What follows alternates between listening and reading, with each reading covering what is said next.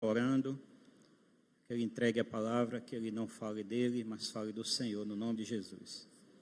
Senhor, nosso Deus, nosso Pai, nós entregamos a vida do Teu servo nas Tuas mãos, te pedimos que o Senhor faça neste momento uma obra maravilhosa na sua vida, e que assim, Senhor, Ele não fale de si, mas inspirado pelo Teu Espírito Santo, nos traga, Deus, a palavra do Senhor ao nosso coração. Ajuda-nos, Senhor, traz salvação nesta noite, no nome poderoso e santo de Jesus. Amém. Graças a Deus. Grandes coisas o Senhor tem feito por nós, e por isso nós estamos alegres. Essa palavra é verdadeira, essa palavra é de Deus. Eu convido aos irmãos a que abram comigo em Atos capítulo 1, os versículos 10 e 11. Atos dos Apóstolos, capítulo 1, os versículos 10 e 11. E convido aos irmãos a que leiam comigo, em uníssono, Atos, capítulo 1, versos 10 e 11. Leiamos juntos, irmãos. E estando eles com os olhos fitos no céu, enquanto Jesus subia, eis que 2 varões vestidos de branco se puseram ao lado deles e lhes disseram: varões galileus, por que estáis olhando para as alturas? Este Jesus que dentre vós foi assunto ao céu, virá do modo como viste subir. Ele virá do modo como viste subir. Que o Senhor aplique essa palavra ao nosso coração, à nossa mente. Irmãos, o Senhor Jesus virá outra vez. A Bíblia diz que o Natal é chamado de o dia da plenitude dos tempos. Gálatas capítulo 4, versículo 4. Tudo que é de bom, tudo que é proveitoso, tudo que é digno, tudo que é real, verdadeiro, é fruto da graça de Deus através do Evangelho. O que se tem de bom, o que se tem de melhor na cultura, na educação, na sociedade, nas artes, é fruto do Evangelho do Senhor Jesus Cristo. A primeira universidade, as primeiras escolas, os primeiros mestres pedagogos, a primeira gramática do pastor presbiteriano João Comenius, reformador da Holanda, considerado no mundo secular como o pai da pedagogia, pastor presbiteriano João Comenius, a didática magna. O que se tem de bom no mundo é fruto da graça de Deus e somente da graça. Quanto mais os dias passam, quanto mais nos aproximamos do dia glorioso do retorno do Rei, do retorno do Senhor Jesus, mais e mais a igreja será provada. Mais e mais o cristão será provado. E não tenha dúvida, não tenhamos dúvida, os anjos ceifeiros já estão separando o trigo do joio. Como diz o hino 112 do cantor cristão, o 148 do nosso inário, os sinais do retorno do Rei, os sinais da sua vinda, mais se mostram cada vez. Da mesma forma, como fiéis cristãos, vivendo essa história de mais de 2000 anos, desde que em Belém da Judéia, a Virgem Maria, uma moça com cerca de entre 14 e 16 anos, porque era a idade convencional em que as moças contraíam núpcias, e Maria, virgem, estava noiva de José, e nesse ínterim, nesse período de noivado, ela aparece grávida. Mas a Bíblia nos diz, o anjo aparece a José, apacenta José, tranquiliza o coração de José, e diz: José, não temas. O ente que está no ventre de Maria é santo e foi gerado pelo Espírito Santo. Ele será chamado Jesus, porque Ele salvará o seu povo dos pecados deles.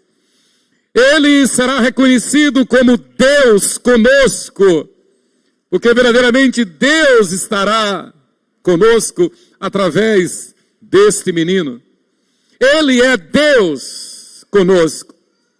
Ele é Deus Filho.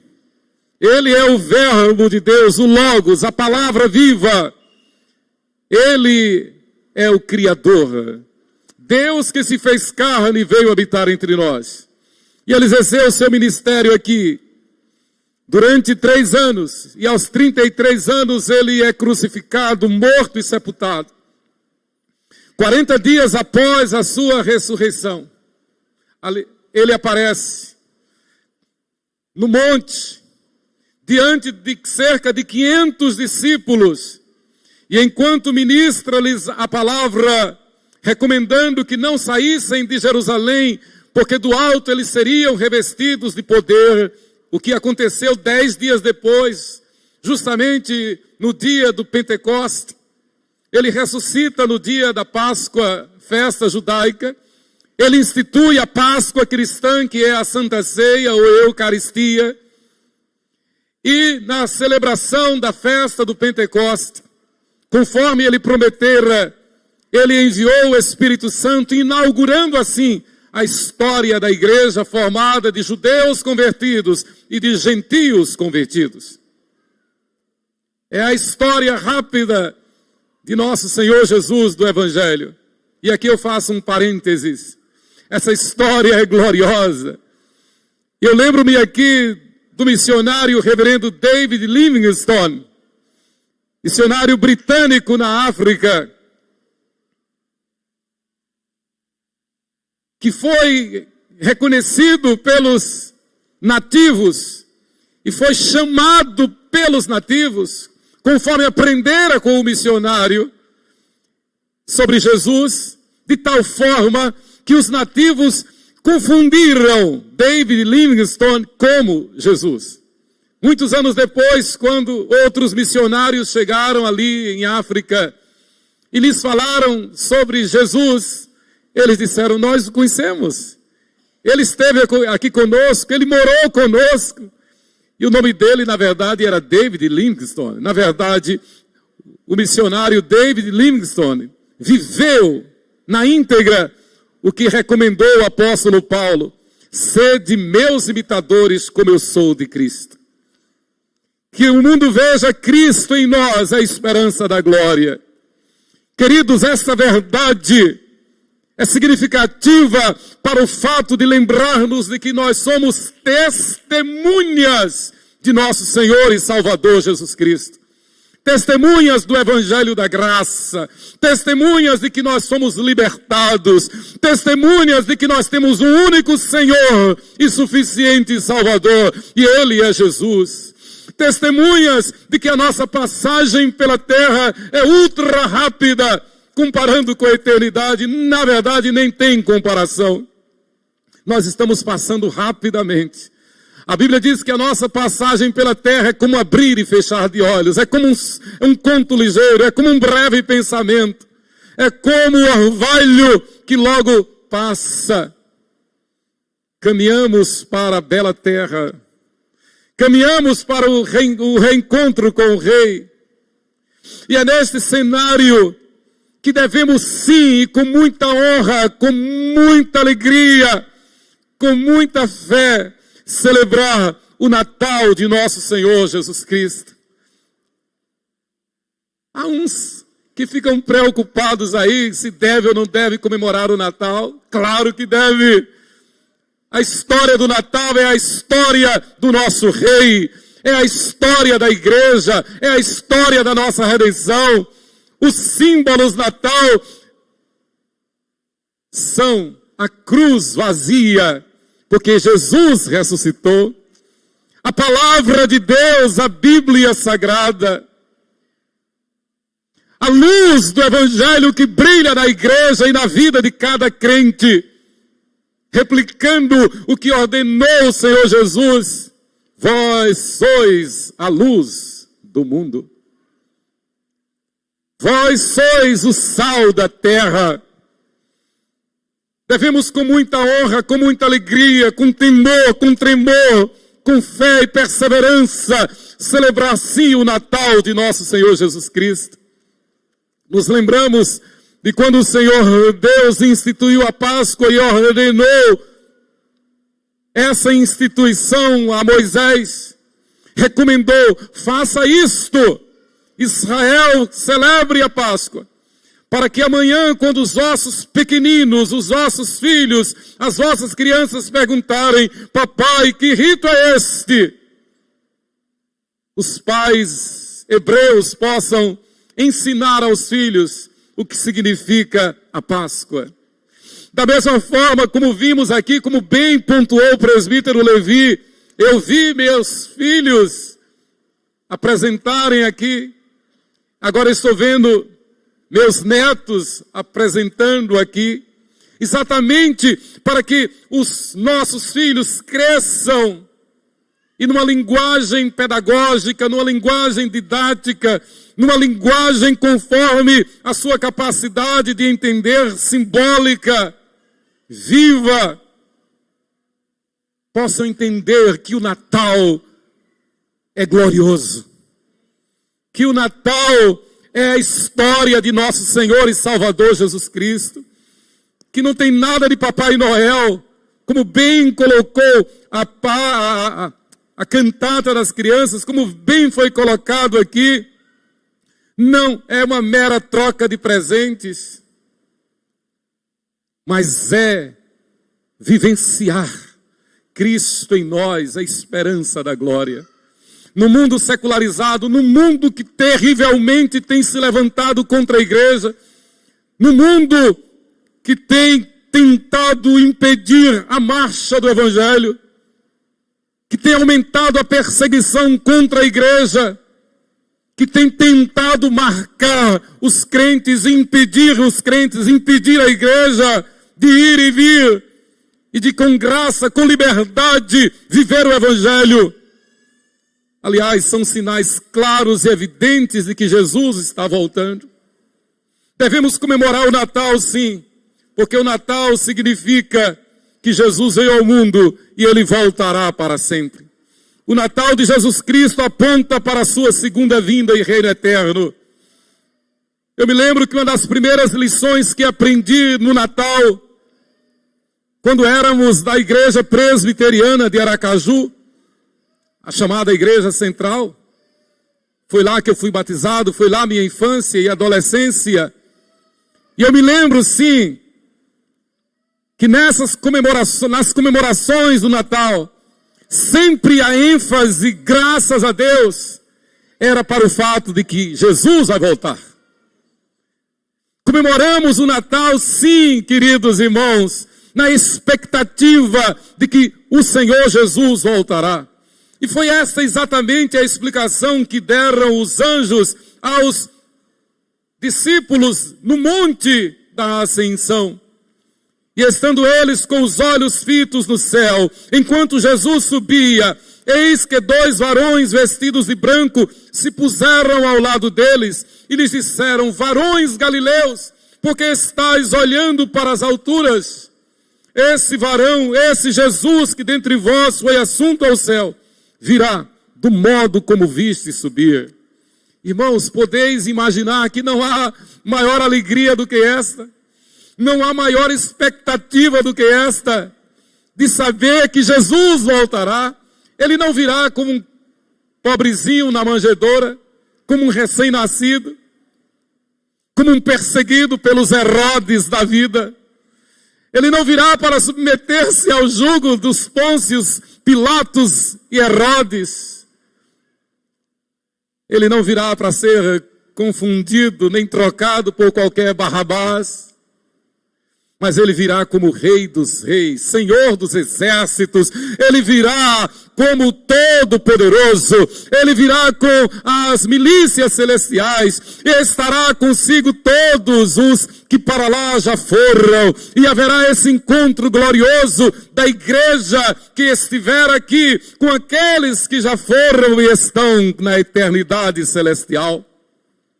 O Natal aponta para o retorno do Rei, para a volta de nosso Senhor e Salvador Jesus Cristo.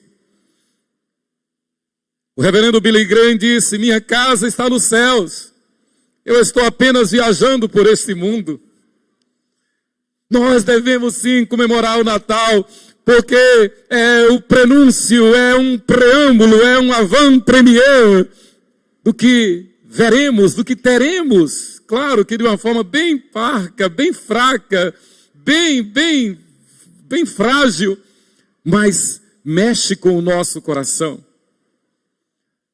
Queima o nosso coração do ardor pelo Evangelho, pela pregação do Evangelho, pelo testemunho do Evangelho, pelas missões, por fazer missões, por evangelizar, por enviar missionários, por viver a igreja com graça, com alegria, por viver a igreja sob o domínio, a unção, o poder do Espírito Santo. Não uma igreja no quadrado, não uma igreja dentro da caixa, não uma igreja subjugada por ritos e usos e costumes, mas uma igreja, como diz o apóstolo Paulo, que vive na liberdade do Espírito Santo. Para a liberdade foi que Cristo nos libertou. Abraham Lincoln disse: eu entendo que um homem possa olhar para baixo, para a terra, e ser um ateu, mas não posso conceber que ele olhe para os céus e diga que não existe Deus. Claro, aqueles que se dizem ateus é porque ficam olhando para baixo, olhando para a terra, mas quem olha para o alto, quem olha para os céus que proclamam a glória de Deus, naturalmente há de reconhecer que Deus existe. Mas Ele não é apenas o Criador, Ele é o Senhor e Salvador nosso. Ele é Deus conosco. Então a celebração do Natal é a garantia, é a certeza de que Deus se fez Deus conosco para nos resgatar, para salvar todo aquele que crê. E derramando o seu Espírito, como fez no Pentecostes, fazer com que os que o confessam como Senhor e Salvador vivam em santidade e novidade de vida. Vivam a igreja santa, a igreja pura, a igreja dirigida e cheia do Espírito Santo. O reverendo Messias Anacleto Rosa, nosso pastor, disse: estou celebrando o Natal do anseio de que Deus graciosamente me leve, pelo seu Santo Espírito, a experimentar o novo. Em nome de Jesus. Na verdade, certamente aqui está uma paráfrase a Hebreus, quando nos fala do novo e vivo caminho que é Jesus. Em Jesus nós temos o novo, com Jesus nós vamos para o novo, para a eternidade, a nova terra, o novo céu. Devemos sim comemorar o Natal, na expectativa de que o Senhor Jesus está voltando. Queridos, nós comemoramos o Natal como testemunho de uma vida de santidade, sem mácula, onde fugimos do pecado e até mesmo de sua aparência, da aparência do pecado. O Natal significa para o cristão fiel que Jesus Cristo veio ao mundo a fim de, pela nossa conversão, conceder-nos o Espírito Santo. Ser cristão não é ser religioso. Ser cristão não é moldar a doutrina ao seu modus vivendi, ao seu bem-querer, aos seus caprichos. É o contrário.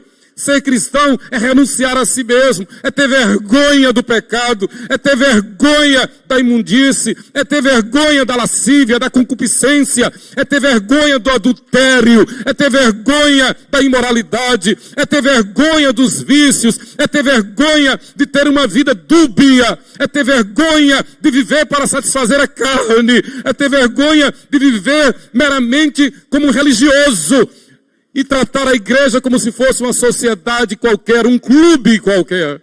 Não, a igreja é a noiva de Cristo. A igreja é o corpo vivo de Cristo. A igreja é lavada e redimida pelo sangue de Jesus. A igreja que vai subir, que vai entrar com Cristo na eternidade. A igreja que será arrebatada não é aquela que tem o rol de membros, não é aquele rol de membros, porque no rol de membros há trigo, mas também há joio. A igreja que será arrebatada, a igreja que entrará no céu, a igreja que virá à volta do rei, é a igreja que Jesus chama de trigo. É a igreja imaculada, é a igreja cujas vestes estão alvejadas pelo sangue do Cordeiro, pelo sangue de Jesus. É a igreja que vive na presença do Eterno. É a igreja que não tem duas caras. É a igreja que é santa aqui no templo e é santa lá fora. É a igreja que honra e exalta o Senhor e Salvador Jesus Cristo. A glória celestial será concretizada para a igreja fiel quando então da segunda vinda ou do retorno do Rei Jesus. Claro, os discípulos estavam perplexos. Pensem que não havia a Bíblia como nós temos. A Torá, a Bíblia dos judeus, o Antigo Testamento, era propriedade privada dos judeus. E eles não admitiam que outros povos tivessem acesso. A grande perseguição dos judeus contra Jesus foi justamente nesse sentido, porque eles perceberam que Jesus estava abrindo as portas de Israel para que todos pudessem crer e serem recebidos no reino. Depois da ascensão de Jesus, os judeus perseguem terrivelmente, violentamente os cristãos, porque não admitiam que o evangelho que surgiu dentre eles pudesse ir para os gentios. Mas para a liberdade foi que Cristo nos libertou, queridos. Foi para restaurar, redimir estrangeiros como Ruth, moabitas. Foi para alcançar-nos a nós aqui e aos eleitos de Deus em toda a face da terra. Então não havia a Bíblia. O Novo Testamento não existia. É o início, é o ano zero do cristianismo. E as pessoas estão sendo chamadas pelo poder do Espírito Santo. 10 dias depois, Pedro prega o sermão no dia de Pentecostes e cerca de 3.000 homens se rendem ao Evangelho. O Evangelho começa a se expandir, as missões começam a acontecer. Então aqueles 500 irmãos que estavam reunidos, eles não estavam entendendo nada, mas Deus manda aqueles anjos e lhes diz: olha, varões galileus, por que estáis a olhar para as alturas? Esse Jesus, que dentre vós foi assunto aos céus, virá do modo como viste subir. Queridos, celebrar o Natal é alegrar-se com a volta do Senhor Jesus. Devemos sim celebrar na expectativa de que a qualquer hora, a qualquer momento, Ele voltará. Esta semana, sexta-feira, eu e o reverendo Lucas fomos visitar Dona Inês. Dia 10 de dezembro, aniversário de Dona Inês. E conversando ali com Dona Inês e seu Laércio, e tentando envolver seu Laércio na conversa, de vez em quando ele dava uma cochilada. Aí eu lembrei, um insight. Seu Laércio, lembra? E testemunhando para o pastor Lucas. Quando eu cheguei calouro no seminário, o reverendo Donald havia acertado com seu Laércio de me receber na rodoviária de Recife. E eu, calouro, quando do ônibus eu avistei seu Laércio, que alegria, que regozijo. Eu chegando aqui, tem alguém me esperando.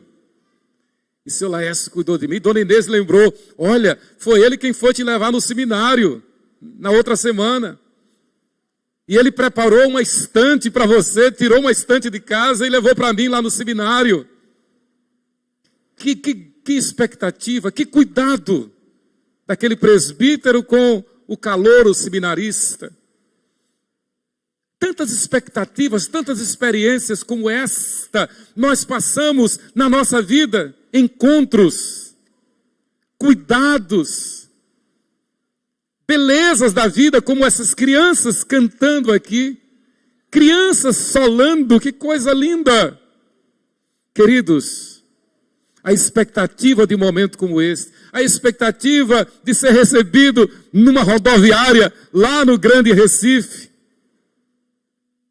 nem se compara com a expectativa que temos e devemos vivenciar de que logo, logo nós seremos recebidos, não numa rodoviária, não num púlpito, mas seremos recebidos nas nuvens por aquele que é o eterno, o Criador, o Deus conosco, Jesus Cristo, nosso Senhor e Salvador. Seja qual for a melhor alegria que nós possamos ter na nossa memória, seja qual for a experiência de maior gratidão que nós possamos acalentar, nada se compara com a emoção, com a alegria de que, em razão do fato de ter nos arrependido dos nossos pecados e confessado a nossa fé em Jesus Cristo, recebendo-o como nosso único Senhor e suficiente Salvador, somos recebidos igualmente por Ele na glória celestial. Recebemos a garantia, a certeza de que fomos resgatados, fomos justificados, fomos regenerados, fomos perdoados e somos santificados, para então, na glória, reinarmos com Ele por toda a eternidade. O Natal é um convite a que nos lembremos de que Jesus está voltando. E logo, logo nós estaremos com Ele. E nos reencontraremos lá. Da mesma forma que, e aí eu termino, Jesus mostrou a Pedro, Tiago e João. Na verdade, Jesus deu um vislumbre, um avant-première à igreja, a nós todos, representados por Pedro, Tiago e João, de como mais ou menos será o céu. O que Jesus quis mostrar no Monte da Transfiguração é que nós nos reconheceremos lá no céu. Pedro, Tiago e João, quando chegaram ao topo daquele monte, eles olharam e viram, aquele é Moisés, aquele é Elias. E você sabe que Moisés e Elias viveram com mais de 1000 anos de diferença um do outro. Mais de 1000 anos. Mas eles estavam ali juntos. Era Moisés, era Elias. E obviamente que materialmente, humanamente, seria impossível Pedro, Tiago e João reconhecer aqueles dois varões. Mas igual a Jesus, eles estavam transfigurados com os corpos celestiais. Jesus disse, antes de subir ao monte, verdadeiramente alguns há dos que aqui estão que não passarão pela morte, sem que antes vejam o Filho do Homem na sua glória. Ato contínuo, ele leva Pedro, Tiago e João para aquele monte, transfigura-se e aparecem Moisés e Elias. De tal forma foi aquele momento glorioso que Pedro disse, Senhor, bom é que estejamos aqui. Se queres, eu farei 3 tendas, uma será tua, outra de Moisés, outra de Elias, e nós ficaremos aqui na bênção. Jesus disse, não, ainda não é a hora. Mas nós estamos na expectativa de que esta hora chegará. E então estaremos, não em tendas feitas por Pedro, mas estaremos na tenda feita por Deus, nas mansões celestiais. Que neste Natal, nós nos lembremos de compartilhar que Jesus está voltando. Celebremos o Natal com garbo, com alegria, com regozijo, com louvor, com adoração, na certeza, na santa expectativa de que Jesus está voltando. Não nos amedrontemos diante do mundo. Não nos dobremos diante do mundo. Não coloquemos a nossa vida em primeiro lugar. Não vivamos para defender a nossa pele, a nossa carne. Não. Vivamos para defender o Evangelho. Não coloquemos a nossa vida, a nossa saúde em primeiro lugar. Não! em primeiro lugar Jesus Cristo. Se tiver que padecer, padeceremos. Lembra de Ananias, Misael e Azarias diante de Nabucodonosor? Olha, ó rei, nós não vamos nos ajoelhar diante dessa imagem. Nós só nos ajoelhamos diante de Deus. Mas se vocês não se ajoelharem, vocês serão lançados na fornalha acesa. Que sejamos. Não nos preocupa. Se o nosso Deus quiser nos livrar da fornalha, Ele nos livrará. Se não, pode nos lançar na fornalha. Mas os que confiam no Senhor renovam as suas forças. Os que confiam no Senhor têm sempre Deus consigo. Deus é Deus conosco, na fornalha ou fora da fornalha.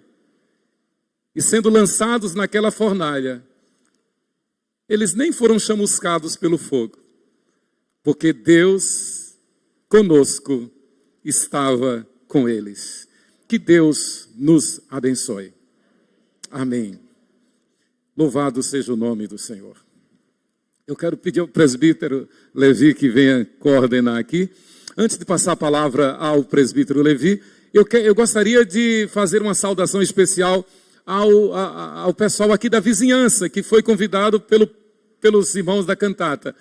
A quem que daqui da vizinhança, daqui do bairro, aqui da igreja, que foi convidado pelo pessoal da cantata, está presente? Fique de pé, por favor. O pessoal aqui da vizinhança, muito bem.